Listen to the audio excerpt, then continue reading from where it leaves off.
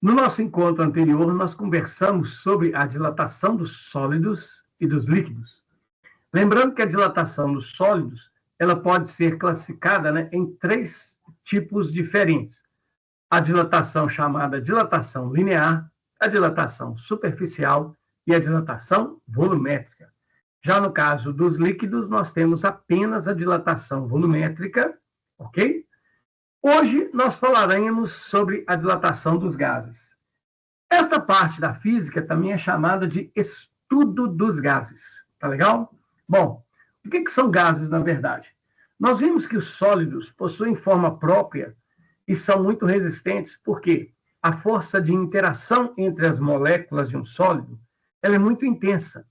Como essa força é muito intensa, nós temos uma ligação química entre as moléculas do sólido, fazendo com que ele tenha uma estrutura definida, uma forma própria. Nos líquidos, essa interação ela é um pouco mais fraca. Isso faz com que os líquidos tenham pouca resistência e, portanto, não possuam forma própria, apresentando a forma do recipiente na qual ele se encontra armazenado. No caso dos gases, a interação entre as moléculas ela é tão fraca, mas tão fraca, que nós a consideramos praticamente inexistente. Isso faz com que as moléculas de um gás sejam muito livres. Consequência disso, se você aquece ou resfria um gás, a tendência é que a dilatação sofrida por ele seja muito grande, maior até que a do líquido e, consequentemente, maior que a dilatação dos sólidos. Essa praticamente inexistência de ligação entre as moléculas de um gás faz com que essas moléculas apresentem um movimento caótico, desordenado, que nós chamamos de movimento browniano. Isso dá às moléculas do gás muita energia, ok? Bom, mas para a gente falar de gases, é importante que a gente saiba, né, o que vem a ser um gás. Durante nossas conversas anteriores, nós estudamos as fases ou estados da matéria. Nós vimos que a matéria pode se apresentar principalmente em três fases: a sólida, a líquida e a gasosa. Existem também as fases conhecidas com o nome de plasma e condensado Bose-Einstein. Mas nesse momento da nossa conversa, nós vamos nos ater aqui apenas às fases principais, aquelas com as quais nós lidamos no nosso dia a dia. São as fases sólida, líquida e gasosa. Eu estou apresentando aí para vocês um diagrama que a gente chama com o nome de diagrama de fases ou gráfico de fases. Se vocês observarem, o diagrama é essa forma laranja, que é similar a um Y meio deitado, né? Essa forma, esse Y, ele apresenta três regiões. Percebam que cada uma dessas regiões está associada a uma fase da matéria. Então, você tem aqui a fase sólida, a fase líquida e, portanto, a fase gasosa. Note que há três curvas nesse formato de Y, que é o nosso gráfico. Cada curva dessa, ela recebe um nome. Como cada curva dessa representa o limite, a fronteira entre duas fases, ela representa, na verdade, a mudança de fase que está acontecendo com a substância. Então, por exemplo, quando nós temos uma substância sólida que muda para a fase gasosa, nós temos uma mudança de fase que é chamada de sublimação. Essa primeira parte aqui do nosso Y, que eu estou destacando com o mouse, ela é a curva que representa a sublimação, a passagem do sólido para o gasoso. Da mesma forma, essa curva representa também a passagem do gasoso para o sólido, que também é chamada de sublimação. Por esta razão, esse primeiro trecho aqui do nosso Y laranja, né, que é o nosso gráfico de fases, ele é chamado com o nome de curva da sublimação, por representar a passagem do sólido para o gasoso ou do gasoso para o sólido.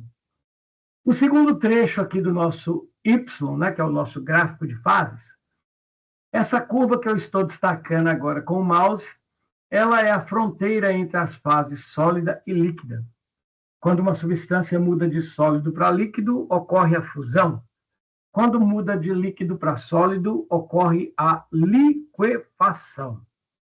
Portanto, Como essa curva representa essas mudanças de fase, nós damos a ela o nome de curva da fusão ou curva da solidificação. Nós temos uma terceira curva em laranja que representa a fronteira, o limite entre os estados ou as fases líquida e gasosa. Uma substância, quando passa de líquida para gasosa, sofre a vaporização. Quando passa de gasosa para líquida, sofre a liquefação ou a condensação. Portanto, como essa linha, a fronteira entre os dois estados, ou as duas fases, líquida e gasosa, representa a mudança de fase, nós temos aqui que essa curva se chama curva da vaporização ou curva da liquefação. Tá legal? Bom, nós temos aqui no nosso Y um ponto muito interessante que representa a junção, a união dessas três curvas. Pessoal, esse ponto ele é muito importante. Ele representa para cada substância um valor correspondente de pressão e temperatura, na qual uma substância pode ser encontrada nas três fases ao mesmo tempo. Isto é, nós podemos encontrar a substância na fase sólida, líquida e gasosa ao mesmo tempo. Como as três fases coexistem, nós chamamos esse ponto de ponto triplo ou ponto tríplice. Tá legal? O que é o ponto triplo? Aquele na qual os três estados ou as três fases da matéria existem simultaneamente. E aqui nós temos um ponto que é chamado de C, foi destacado aqui como C. É esse ponto que vai nos permitir definir o que é um gás. Esse ponto C, a gente chama esse ponto de ponto crítico. Esse ponto crítico, se a gente descer uma linha nele aqui, ó, tá vendo essa linha que está descendo pontilhada? Essa linha pontilhada, ela divide o estado gasoso, a fase gasosa, que é toda essa parte aqui de baixo. Ela divide essa fase gasosa em duas regiões. Uma que está antes da linha, à esquerda, e uma que está à direita da linha. A fase gasosa que está à esquerda dessa linha é a região que a gente chama de região dos vapores, ok? E a parte da fase gasosa que está à direita dessa linha pontilhada vertical, a gente chama de região dos gases. Bom, o que diferencia um gás de um vapor? Muito simples. Veja só. Se você tiver aqui com uma substância gasosa localizada na região dos vapores, se você fizer essa substância gasosa andar para cima aqui nesse gráfico, ora, como que eu faço uma substância andar para cima? Eu aumento a pressão sobre ela. Então, se eu aumento a pressão sobre uma substância que é gasosa e é um vapor, essa substância ela pode passar da fase gasosa para a fase sólida, portanto, ela pode sublimar, ou ela pode passar da fase gasosa para a fase líquida, portanto, ela pode liquefazer. Então, uma substância que a gente chama de vapor é aquela que, quando eu aumento a pressão sobre ela, ela sofre mudança de fase, podendo passar de gasoso para sólido ou de gasoso para líquido. Isso é um vapor. Então, por exemplo, a gente chama, dentro da nossa casa, nós temos no botijão lá de gás, nós temos uma substância que é um negócio curioso. A gente chama essa substância com o nome de gás de cozinha, mas, na verdade, ela não é um gás de cozinha, ela é um vapor de cozinha. Quando uma pessoa, quando lá na empresa de distribuição de gás, a substância gasosa é colocada dentro do botijão, a pressão dentro do botijão vai aumentando, vai aumentando, vai aumentando, vai aumentando, e, de repente, a substância gasosa se transforma em um líquido. Se você pegar um botijão de gás de cozinha e balançar ele, você vai perceber que lá dentro tem uma substância que é a líquida. Ora, se você colocou uma substância gasosa dentro do botijão, e quando a pressão sobre ela aumentou, ela se transformou em um líquido, você não tem um gás, você tem um vapor. Então, de fato, como eu estou te dizendo aqui agora, e guarde bem isso, aquilo que nós chamamos no cotidiano de gás de cozinha, na verdade, é um vapor de cozinha. Tá legal? Agora, se você fizer a mesma coisa, por exemplo, com o hidrogênio, com o gás hidrogênio, quer dizer, o hidrogênio ele está na fase gasosa. O hidrogênio é um gás, ele é um gás, então ele fica localizado nesta região aqui, ó, do nosso diagrama de fase, onde está a pontinha do mouse. Cara, se você pegar uma substância gasosa, que é um gás, se você aumentar a pressão sobre ela, ela vai aumentando a pressão vai subindo, e ela nunca entra nessa região aqui, ó, da fase líquida ou da fase sólida. Ela só sobe, ela só caminha para cima aqui, ó. Consequentemente, significa que a substância gasosa que está nessa região aqui, ó, quando você aumenta a pressão sobre ela, ela não muda de fase, ela não vira nem líquida e nem sólida.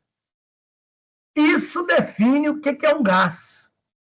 Um gás é uma substância gasosa que, quando você aumenta a pressão sobre ela, ela não muda de fase.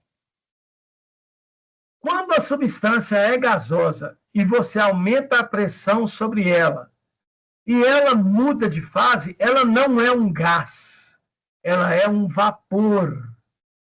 Nós vamos trabalhar no nosso curso aqui da progressão apenas com gases. Tá legal? Então, eu acabei de definir para você o que é um gás. Bom, para você guardar bem, tá legal?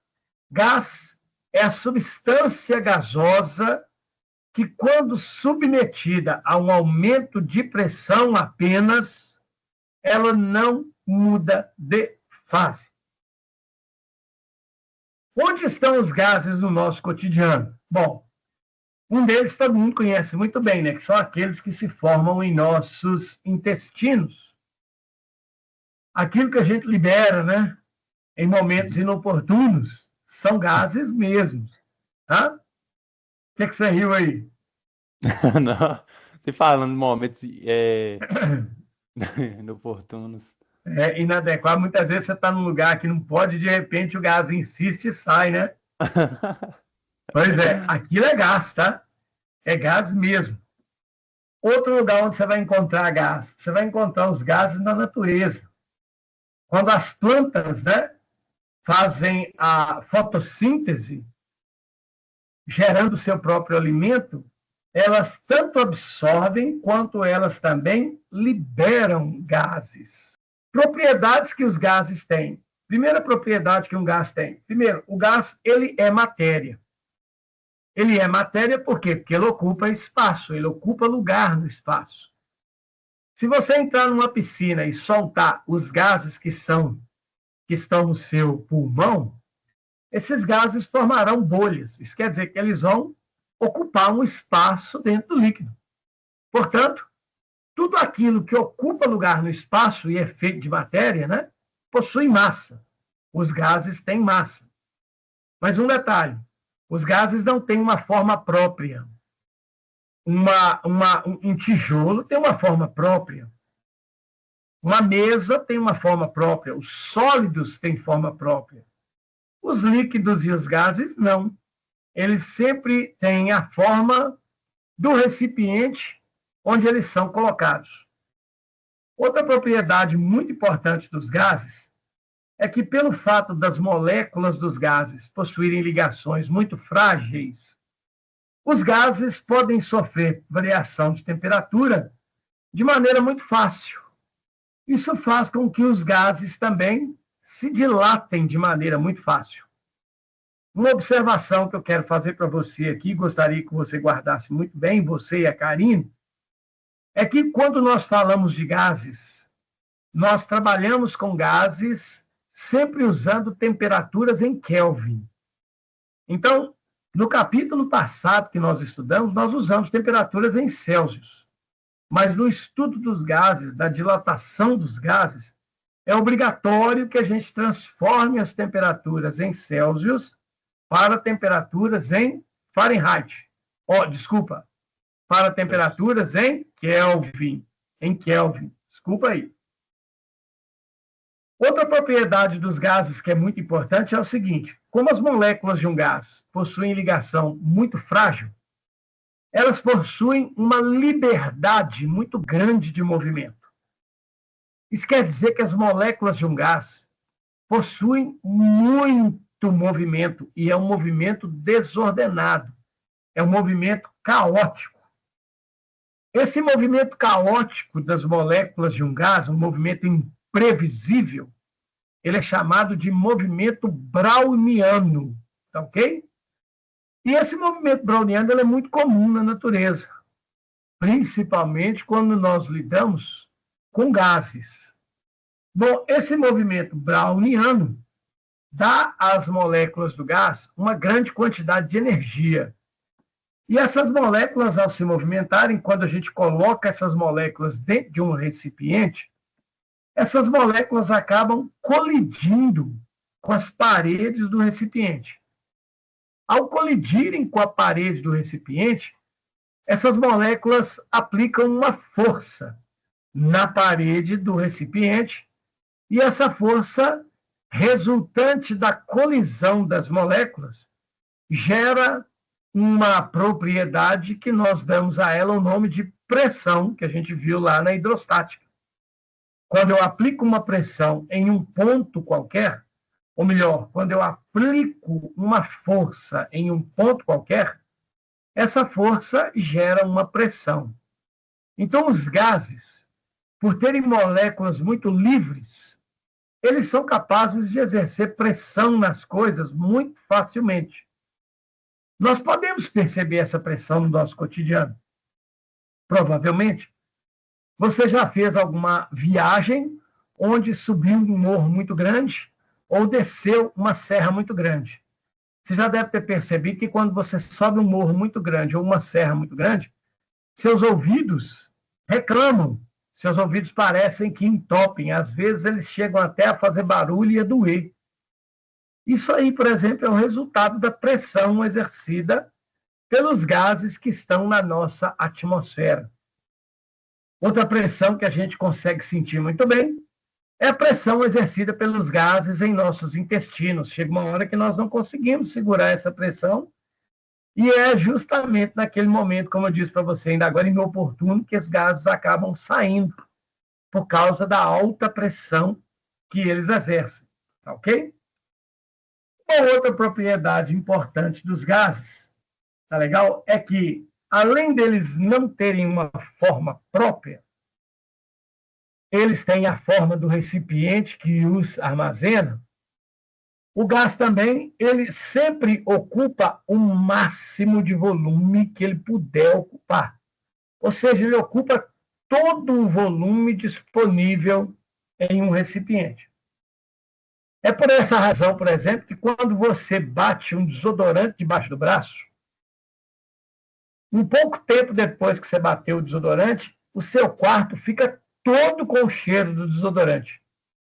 Porque o gás eliminado ali, ao reborrifar o desodorante, esse gás ele ocupa todo o volume disponível para ele. Isso é, ele ocupa o seu quarto inteiro. O mesmo acontece, por exemplo, com o pum, né? Quando você solta um pum, o cheiro também ocupa o espaço inteiro, o lugar. Todo mundo vai sentir o cheiro dele, porque é uma propriedade do gás. Ele se espalha e sempre ocupa o máximo de volume que tiver disponível. Tá legal? Por que o gás faz isso? Porque suas moléculas quase praticamente não apresentam ligações químicas entre si. Bom, nós vamos trabalhar aqui na nossa conversa sobre gases com gás especial. Por quê? Porque o gás que existe na vida real, o gás que está aqui ao nosso redor agora, né? você aí na sua casa, a atmosfera, eu aqui na minha casa, a atmosfera, esses gases, o comportamento deles é muito complicado. Como eu disse para você ainda agora, esses gases eles possuem moléculas que se movem desordenadamente, no movimento browniano. Então, para a gente poder estudar os gases, foi criado um modelo aproximado de um gás que nós chamamos de modelo de gás ideal. É um gás ideal. Não é o gás que existe na atmosfera, mas é um gás que se aproxima do comportamento desse gás que está na atmosfera, no botijão, em qualquer lugar. Esse gás ideal ele tem algumas características que o definem, são características importantes. Dentre elas, você tem as seguintes características. Primeiro, todo gás ideal é formado por partículas que têm um tamanho desprezível. As moléculas de um gás, cara, são pequenas demais. Elas são tão pequenas que a gente despreza o tamanho delas. O tamanho dela não é importante no estudo dos gases. Então, nós jogamos esse tamanho para lá. A gente considera as moléculas do gás como se ela não tivesse tamanho nenhum. Segundo, é que as moléculas possuem movimento desordenado, caótico, que é o movimento que eu disse para vocês, chamado de movimento browniano. A terceira propriedade é que essas moléculas elas ficam uma distância tão grande entre si que elas quase não interagem umas com as outras. As moléculas do gás, além de serem pequenas, como não tem ligação química entre elas ficam distantes demais uma das outras e elas não sofrem colisão entre si. E a gente tem que, praticamente, todas as colisões que as moléculas do gás exercem com a parede do recipiente, que geram a pressão, essas colisões fazem com que as moléculas não percam energia. A molécula bate na parede do recipiente com uma velocidade e ela acaba voltando com a mesma velocidade. Quer dizer, as colisões não alteram as velocidades das moléculas. Esse conjunto de propriedades, essas 5 aí principais que eu acabei de citar para você, geram um modelo de gás que a gente chama de gás ideal. É com ele que nós vamos trabalhar.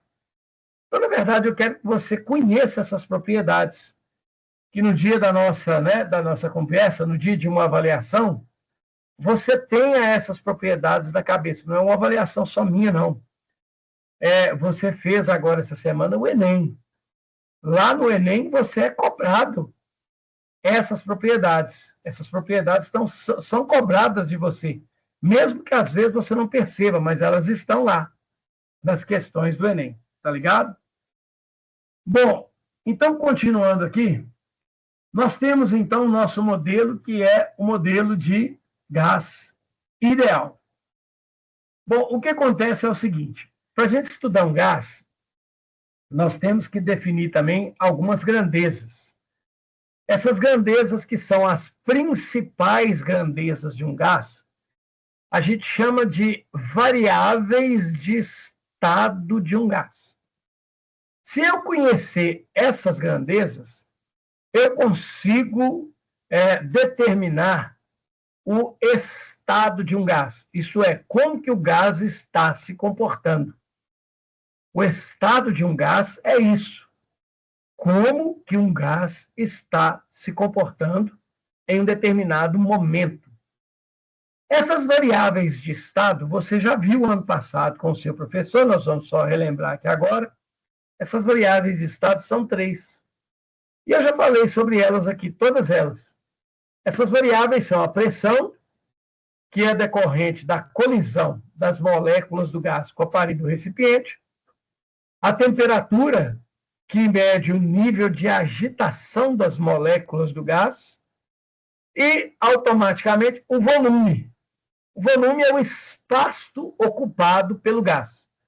Essas 3 variáveis, pressão, volume e temperatura, são o que nós chamamos de variáveis de estado de um gás. Quando eu conheço essas 3 grandezas, eu sei como o gás se comporta. Ou seja, eu sei o estado do gás. Bom, Há um fisicoquímico, ok? Chamado de Émile Clipperton, Benoît Émile Clipperton. Esse cara, o Clipperton, ele conseguiu, rapaz, juntar essas três variáveis de estado, essas três grandezas, em uma equação matemática que você viu ano passado. É essa que está aparecendo aí agora. A famosa equação. Essa equação ela é famosa, tanto na física quanto na química. Inclusive, existe lá nas aulas de química uma parte da disciplina que nós chamamos de fisicoquímica, que trata exatamente dessa equação. Essa equação ela é chamada equação de estado de um gás. E é essa que está aí, ó, PV é igual a nRT, tá ok? Onde o P é a pressão do gás, o V é o volume do gás, o N é uma variável que nós chamamos de número de mol. O número de mol mede a quantidade de moléculas que nós temos do gás. Esse número de mol foi definido por um cara chamado esse aí, ó, Amedeo Avogadro, ou Lorenzo Romano Amedeo Avogadro. O Avogadro estabeleceu o que nós chamamos hoje como a definição de mol. Um mol de qualquer coisa corresponde a uma quantidade dessa coisa. Do mesmo jeito que a gente fala de dúzia de bananas, dúzia de ovos, a dúzia é uma medida da quantidade de ovos. O hectare é uma medida da quantidade de terra. O mol é uma medida da quantidade de moléculas que compõem um gás. Um mol corresponde a esse número enorme que tem aí, que você está vendo, inclusive na química. Esse número enorme, 6,02 vezes 10 a 23, são, na verdade, 600 mil milhões de milhões de milhões de moléculas que, combinadas, formam um mol de um gás. Bom, nós vamos mexer com esse número? Não. Nós vamos mexer com essa equação do Émile Clipperton? Não. Vocês verão a aplicação direta dessa expressão que está aí lá nas aulas de química. Ou melhor, vocês já viram isso. Então, como nosso tempo é curto, eu não vou fazer a utilização dessa equação aqui na nossa progressão. Mas eu vou tirar dela uma lei que governa todos os gases e que, portanto, a gente chama de Lei Geral dos Gases. E essa lei geral sai dessa equação.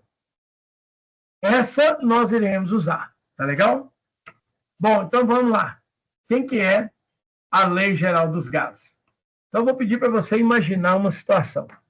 Nós vamos pegar uma certa quantidade de gás e colocar dentro de um recipiente.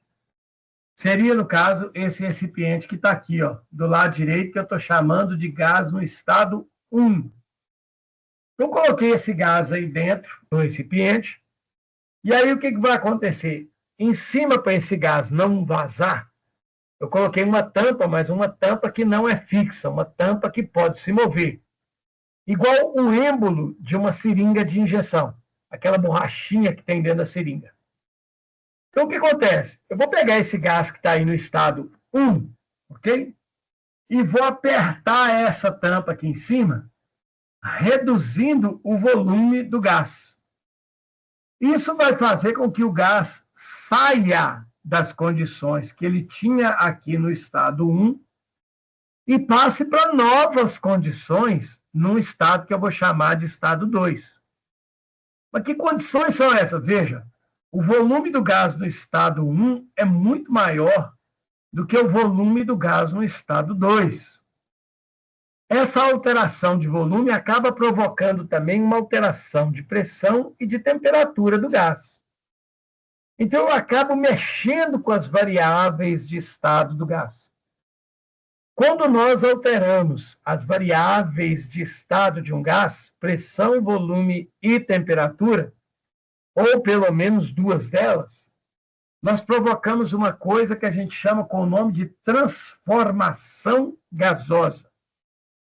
Se você faz um gás de um estado, onde ele tem uma certa pressão, um certo volume e uma certa temperatura, e você faz ele para outro estado, onde ele tem uma nova pressão, ocupa um novo volume e tem uma nova temperatura, a gente fala que o gás sofreu uma transformação.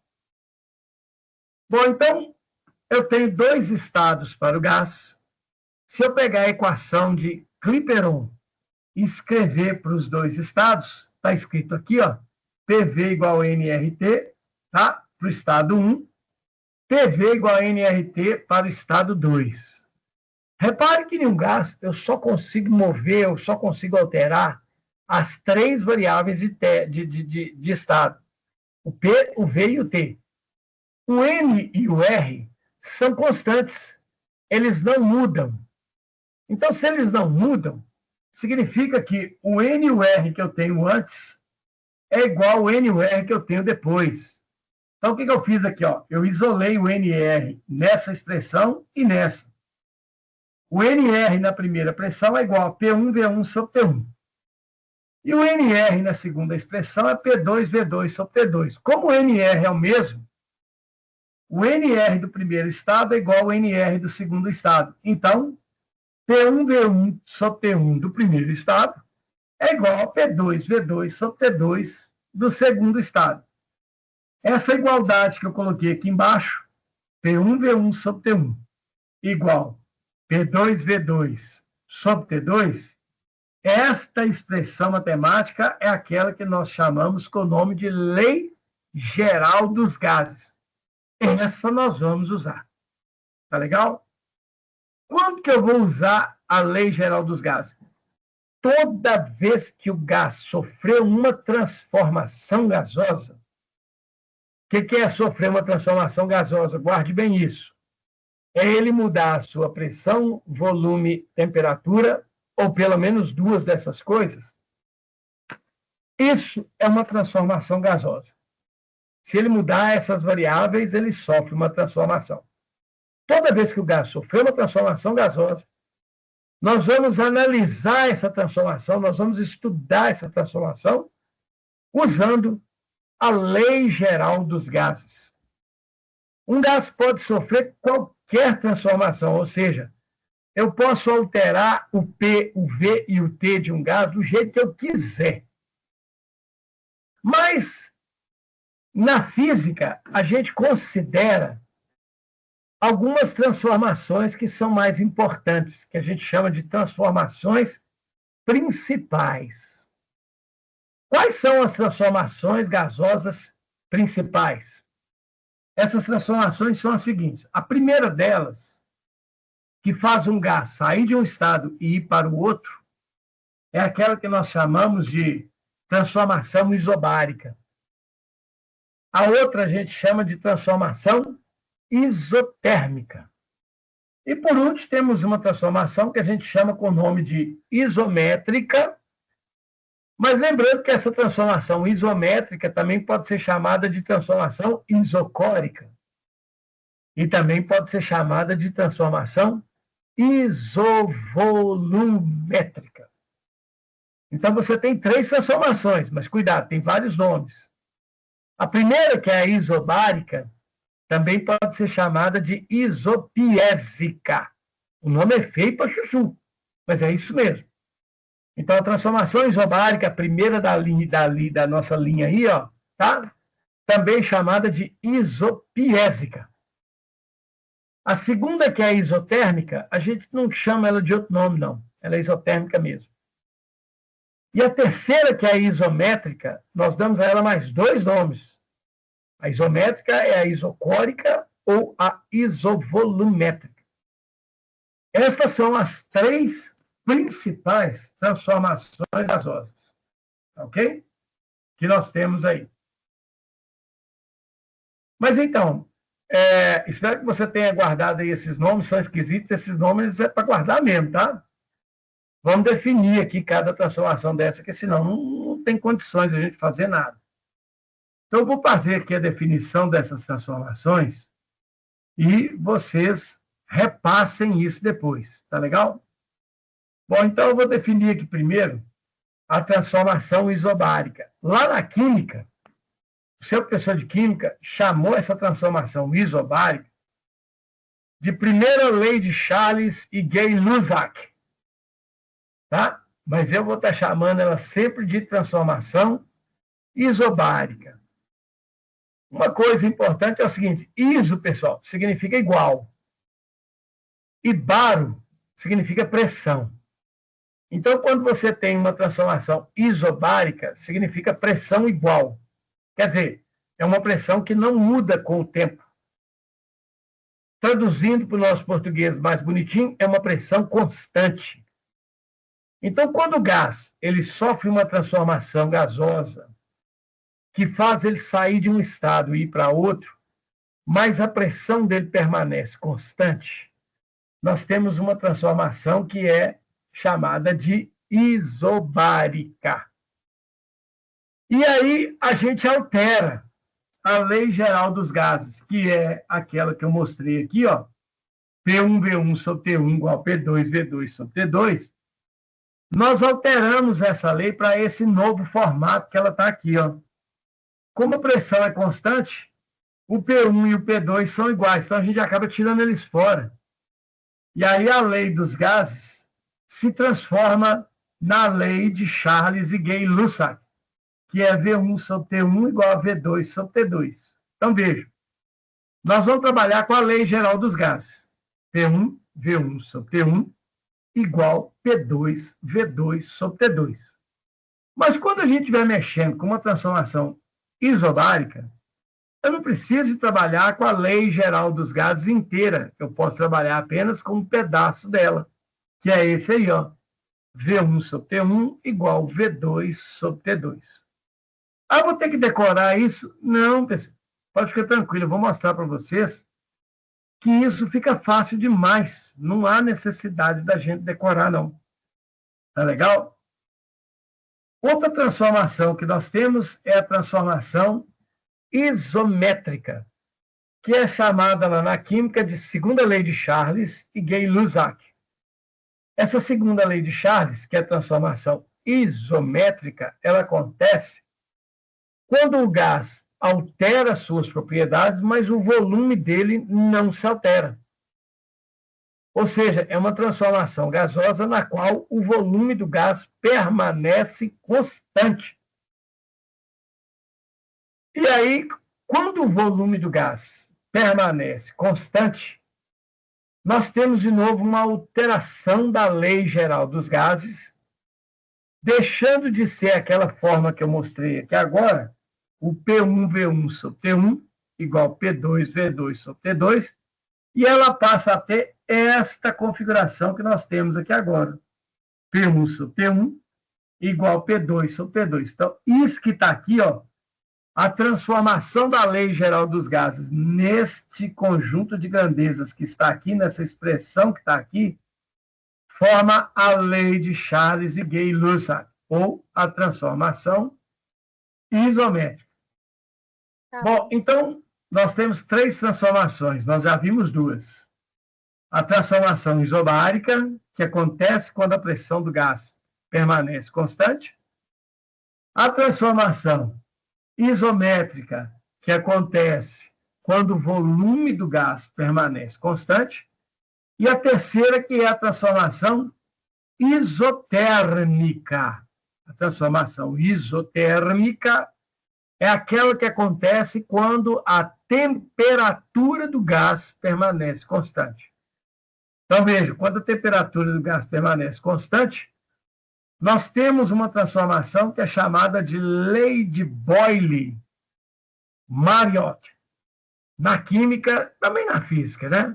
Mas a gente usa mais o nome só transformação isotérmica.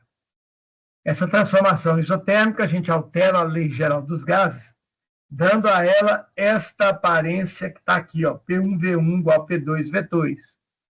Quando nós temos essa transformação, que é governada por esta equaçãozinha, nós temos, então, a transformação isotérmica.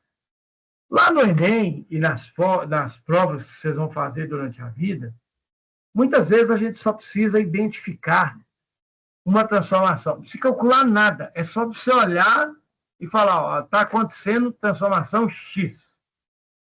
A maneira que nós temos para identificar uma transformação visualmente é analisando o gráfico que define essa transformação. Então, isso aí, você, de certa forma, você tem que se familiarizar com esses gráficos. Então, veja só, vou voltar aqui na transformação isobárica. Na transformação isobárica, o gráfico que representa a transformação isobárica, o gráfico pressão-volume, repare que o gráfico pressão-volume é uma linha que está aqui, ó, essa linha preta que está aqui, essa linha constante. Então, quando você olha para o gráfico pressão-volume e vê essa linha que está aqui em cima, ó, essa linha constante, uma linha que não sobe e nem desce, uma linha perfeitamente horizontal, essa linha, pessoal, é aquela que identifica a transformação isobárica. Então, se você pegar um gráfico que tem várias curvas, você vai identificar aquela curva que é a transformação isobárica quando você enxergar uma linha com esse aspecto que está aqui, ó, uma linha perfeitamente horizontal, no gráfico PV, pressão-volume. Se você olhar para o gráfico pressão-volume e ver uma linha vertical, como é o que está aparecendo aqui, essa linha vermelha, você não tem uma transformação isobárica. Você tem uma transformação que nós chamamos de transformação isométrica, ok? Que é a transformação também chamada de isovolumétrica, a transformação que acontece com volume constante. No cronista vai ser complicado. Não, calma. Quando você enxergar um gráfico pressão-volume, olhe para ele. Se no gráfico tiver uma linha horizontal, a linha horizontal é uma transformação isobárica. Se for uma linha vertical, a linha vertical é uma transformação isométrica. E se não for nem vertical, nem horizontal, como é o caso que está aparecendo aqui, ó, você tem uma transformação isotérmica. Mas eu quero que vocês reparem uma coisa. Tem um porém aí. Para ser uma transformação isométrica, tem que ser uma curva que tem esse aspecto aqui, ó. Como que é essa curva? É uma curva que está virada para o lado contrário da origem, que é o ponto zero aqui, ó, tá vendo? A parte curva dessa linha está virada para o lado contrário da origem. E essa linha não encosta nem no V e não encosta nem no P. É uma linha que nós chamamos de assintótica. Uma curva assintótica. Não encosta no eixo Y nem no eixo X, que aqui são chamados de P e de V. Então, quando você tem uma curva que está localizada no primeiro quadrante do nosso plano cartesiano, essa curva tem a curvatura, a concavidade dela virada para o lado contrário da origem. Isso identifica uma transformação isotérmica no diagrama pressão-volume. No geral, você tem que guardar isso. Porque, por exemplo, eu estou colocando aqui agora um exemplo, só para vocês poderem ver, de identificação das transformações. Eu estou mostrando para vocês que é um diagrama, ó, pressão em ATM, ATM é atmosfera, então você tem a pressão em ATM, e aqui embaixo você tem o volume do gás em litro, esse L aí, ó, é litro. Repare que o gás está sofrendo aqui nesse diagrama ele está sendo governado por 3 linhas. Cada linha dessa aqui, ó, representa uma transformação sofrida pelo gás. O que eu quero que vocês sejam capazes de imediato, saindo aqui hoje, é de olhar para esse gráfico e falar, ó, eu conheço essas 3 transformações, eu sei identificar elas. Eu sou capaz de identificar cada uma delas. E eu espero que vocês façam isso. Mas como que nós vamos fazer isso? Muito simples, presta atenção. Se você ouviu o que eu disse agora há pouco, você vai ficar prestando atenção e vai olhar o seguinte. Note que aqui eu tenho 3 pontos, 1, 2 e 3. Então, quando eu vou de 1 para 2, essa linha azul aqui embaixo, isso aqui é a transformação 1, 2. Quando eu vou de 2 para 3, eu passo por essa curva azul que está aqui, ó. É a transformação 2, 3. Quando eu vou de 3 para 1, eu passo por essa linha azul que está aqui, ó. É a transformação 3, 1. Eu quero que vocês sejam capazes de bater o olho nessas 3 transformações e dizer o nome de cada uma delas. Entendeu? Acronimo, como é que eu vou saber isso? Você vai saber fazendo o seguinte. Vejam. A transformação de 1 para 2 é uma linha horizontal. Opa! Quando a transformação é representada por uma linha horizontal no gráfico pressão-volume, essa transformação é aquela que nós chamamos com o nome de transformação isobárica. Então, essa transformação 1, 2, que está aqui, representada por uma linha azul horizontal, é uma transformação isobárica. Se você olhar aqui, você tem uma outra transformação que é a de 3 para 1. A transformação de 3 para 1 é representada por uma linha azul. Só que essa linha azul é vertical. Quando a linha azul é vertical no diagrama PV, você tem uma transformação que nós chamamos de transformação isométrica. Lembre-se que a transformação isométrica também pode ser chamada de isocórica ou de isovolumétrica.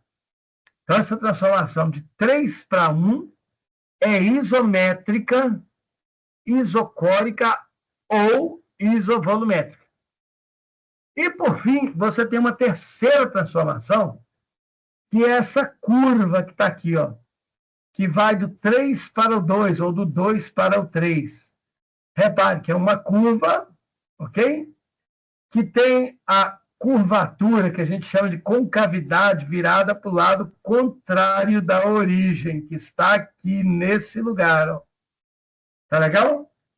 Essa curva, que vai de 2 até 3, que tem uma concavidade virada para o lado contrário da origem, identifica uma transformação que é aquela que nós chamamos de transformação isotérmica. Então, nós temos nesse gráfico aqui, ó, 3 transformações. Cada linha azul que aparece aqui, ó, é uma transformação. A transformação 1, 2 é isobárica. A transformação 2 para 3 é isotérmica. E a transformação de 3 para 1 é isovolumétrica.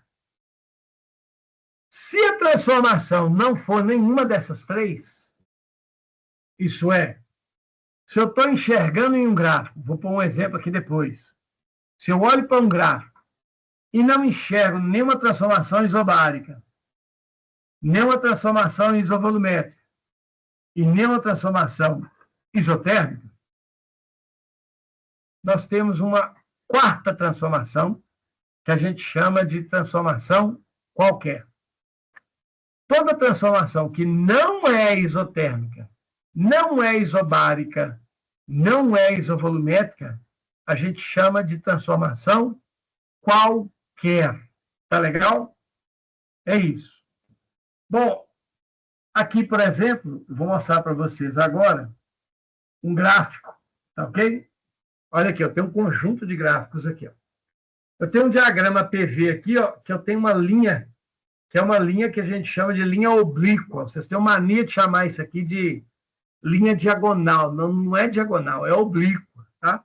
Qualquer linha inclinada como essa aqui, ó, a B, ela é uma linha oblíqua. Então, veja, você tem aqui um diagrama PV. Essa linha oblíqua inclinada, ela não é nem vertical, nem horizontal, e nem é uma curva virada para o lado contrário da origem. Então, essa transformação que aparece aqui, ó, ela é uma transformação qualquer. Ela não é nem isobárica, nem isométrica e nem isotérmica. Quando não é nenhuma dessas três, a gente chama de transformação qualquer. Se você olhar para essa linha que está aqui na letra B, olha só que bacana, aqui você tem um diagrama PV, tá vendo? Pressão, volume. Aqui a linha é horizontal. Quando a linha no diagrama PV é horizontal, você tem uma transformação isobárica. Isobárica. Se no diagrama PV você tem uma linha vertical, você tem uma transformação isométrica. E se você tem uma linha, tá ok? Que não for nem vertical, nem horizontal, e nem uma curva virada para o lado contrário da origem, você tem, então, uma transformação qualquer. É o caso dessa primeira que está aqui embaixo. Ó. Vejam que tanto a letra C aqui, ó, quanto a letra D são linhas verticais. Por serem linhas verticais, todas as duas representam transformações isométricas. Beleza? Então, meninos, isso aqui, ó, tá vendo essa transformação? Essa curva que passa pelos pontos X e Y, reparem, isso aqui é uma curva que está com a concavidade, a parte curva dela, está virada para o lado contrário da origem. Quando você tem uma curva no diagrama PV virado para o lado contrário da origem, você tem uma transformação isotérmica. Isso é uma transformação isotérmica. Essa transformação AB que aparece aqui, ó, em azul, nesse diagrama PV, vejam que essa linha azul aqui, ó, TAB, ó, TAB, toda essa linha azul é uma linha curva que tem a parte curvada virada para o lado contrário da origem. Essa linha é uma transformação isotérmica. Se você pegar a linha BC, que está aqui embaixo, a linha azul BC, que está aqui embaixo, ela é horizontal. Essa linha horizontal mostra para a gente uma transformação isobárica. Então, no diagrama, guarde isso na sua cabeça. Quando eu tenho o diagrama PV, a linha vertical é a transformação isométrica. A linha horizontal é a transformação isobárica. A curva virada para o lado contrário da origem é a transformação isotérmica. Tá legal? Essas são as três principais transformações gasosas que podem ocorrer com um gás. Ou para mim, por que a gente estuda transformação gasosa? Olha, a gente estuda transformação gasosa porque quando um gás sofre uma transformação, a gente pode usar a energia perdida ou recebida pelo gás para a gente fazer alguma coisa, para a gente fazer um trem qualquer. Por exemplo, a gente pode usar essa energia para fazer um carro andar. A gente pode usar essa energia para fazer uma geladeira funcionar, um ar-condicionado funcionar. Então, quando um gás sofre uma transformação gasosa, ele se torna útil para o nosso mundo cotidiano. Ele pode ser útil em nossa vida prática, para alguma coisa qualquer. Então, a gente faz com que um gás sofra uma transformação para a gente poder usar essa transformação para alguma coisa. Porque a transformação do gás altera a energia do gás. E essa energia associada ao gás, que é alterada quando ele sofre uma transformação, essa energia nós chamamos de energia interna do gás. Bom, de onde que vem essa energia? Eu disse para vocês que as moléculas de um gás, elas ficam em constante movimento, um movimento caótico chamado movimento browniano. E todo corpo que tem movimento possui energia cinética. A energia cinética das moléculas de um gás, nós chamamos essa energia de energia interna do gás. Tá legal? Nós vamos ver na nossa próxima aula como é que a gente calcula essa energia interna do gás e como é que nós vamos utilizar essa energia interna do gás para a nossa prática cotidiana, para alguma aplicação do nosso cotidiano. Bom, eu digo para vocês que fazer isso é algo muito simples. Usar a energia interna de um gás é algo muito simples. Por quê? Porque quando o gás ele é aquecido ou ele é esfriado, ele sofre dilatação muito fácil. Ele dilata muito. E quando um gás dilata muito, ele altera também o seu volume muito. Ele altera a sua energia muito. Pessoal, quando um gás sofre uma transformação e altera a sua energia, nós podemos utilizar a transformação sofrida por um gás para realizar alguma coisa. No mundo da física, a gente chama essa alguma coisa com o nome de trabalho. Então, veja, se eu pego um gás e esquento ele, as moléculas dele agitam mais, ele passa a ocupar mais espaço.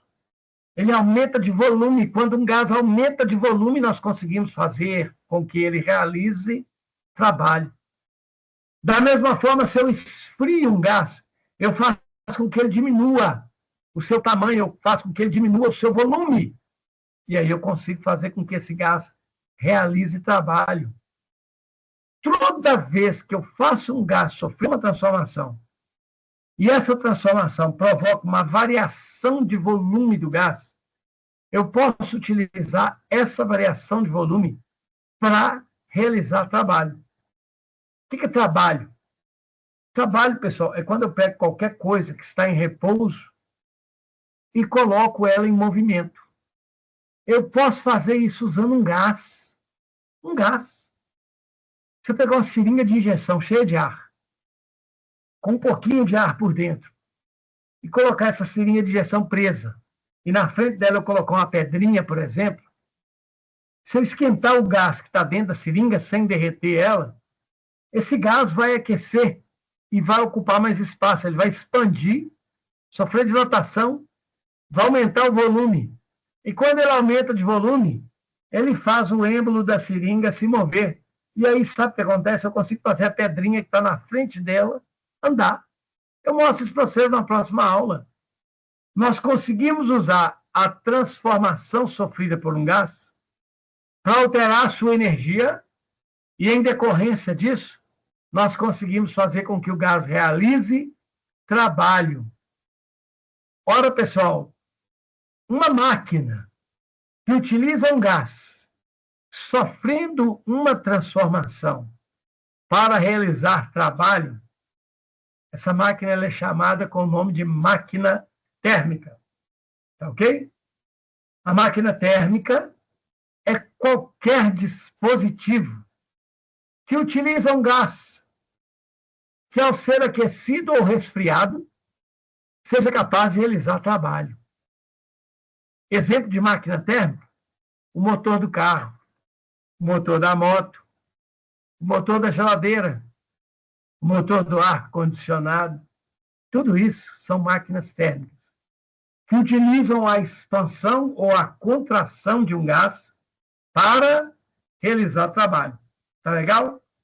E como que ela usa isso? Olha, para você fazer a expansão ou a contração de um gás, você tem que aquecê-lo ou resfriá-lo. Você tem que ou dar a ele ou retirar dele uma certa quantidade de calor. Então, se eu posso fornecer ou tirar calor de um gás, isso faz com que ele sofra uma transformação e isso permite que ele realize trabalho. Isso transforma o dispositivo no qual o gás se encontra, isso transforma o dispositivo em uma máquina térmica. Bom, pessoal, são 9 horas, eu não posso passar desse horário não, tá legal? Nós vamos parar por aqui, entendeu? E eu desejo bom descanso para vocês. Boa Obrigada. noite. Tá? Obrigadão, Cleoni. Boa noite. Fiquem com Deus aí, tá bom?